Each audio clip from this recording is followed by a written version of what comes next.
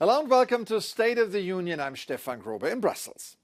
How to rein in the warring parties in the conflict between Israel and Hamas was once again on top of the EU diplomatic agenda this week. One proposal was to revive a European border assistance mission in the Gaza Strip. Another was a joint conference on how to implement a two-state solution. Another one was to review the EU-Israel Association Agreement, which regulates trade between the two sides.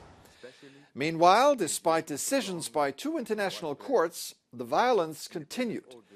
Decisions, by the way, that Israel's Prime Minister Netanyahu criticized as new anti-Semitism, which prompted a sharp rebuke by the EU's foreign policy chief. The prosecutor in the court has been strongly intimidated and accused of anti-Semitism.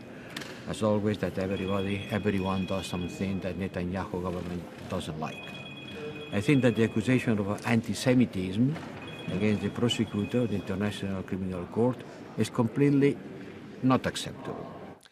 Another top story this week was Emmanuel Macron's trip to Germany, the first state visit of a French president in 24 years. Macron enjoyed meeting ordinary people, posing for pictures, and exchanging football jerseys with the German president. As if we needed a reminder that the Euro 24 kicks off in 2 weeks in Germany. His political messages were strongly pro-European, pro-French-German, and anti-authoritarian, with Hungary's Viktor Orban clearly in mind. Regardons autour de nous la fascination pour les régimes autoritaires.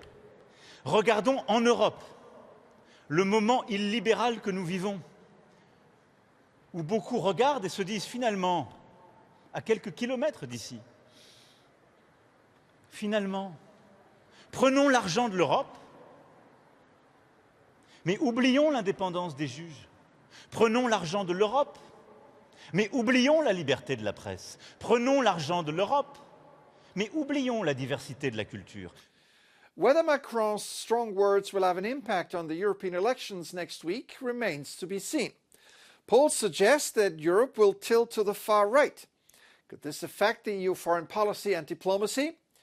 Joining me now in our studio is Sven Biskup, political scientist at Ghent University and director of the Europe in the World program at the Egmont Royal Institute for International Relations in Brussels. Welcome to the program. Thank you. So you're out with a new book on EU foreign policy called This is Not a New World Order. Europe rediscovers geopolitics from Ukraine to Taiwan. Tell us what exactly Europe has rediscovered. I think for a long time Europe forgot about geopolitics, and then suddenly after the Russian invasion of Ukraine we realized it's actually quite important to know where are the resources that I need to import, where are my export markets, where are my friends, where are my enemies, what are all the lines that connect them, because that creates specific vulnerabilities, so it's really key to know them. But maybe now we're overdoing it a little bit. Based on this, what role does Europe want to play? I remember in 2019, Ursula von der Leyen spoke about the geopolitical union. That's my point. It's really important that we know what our geopolitical situation is, but geopolitics is not strategy. You then still have to choose how do you deal with these geopolitical problems. Do you try to solve them by going to war? Do you try to solve them by offering an association agreement? So my feeling is the EU lost the narrative a little bit. We say we want to be geopolitical, apparently meaning we want to be more assertive. I fully agree, but assertive for what purpose? Now, governments come and go, but interests of countries never change. How about the EU? Did its interests change over the past 5 years?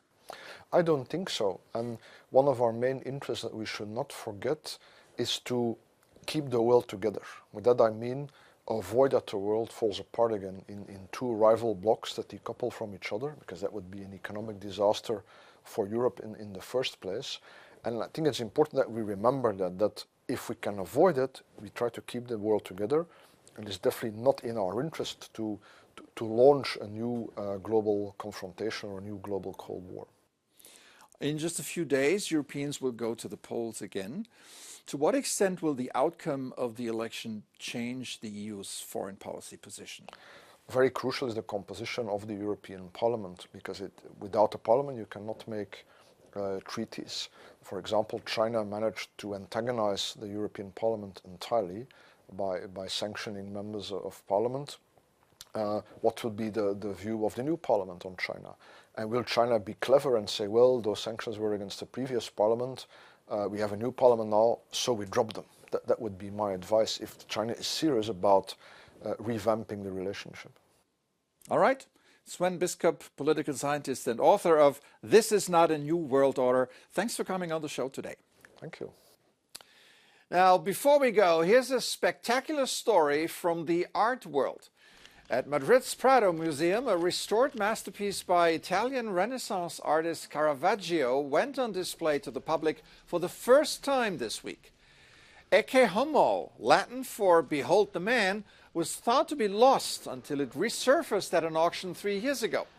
The priceless painting was mistakenly attributed to an unknown artist and almost sold for 1,500 euros when the Spanish government blocked the auction at the last minute on concerns it was actually a Caravaggio.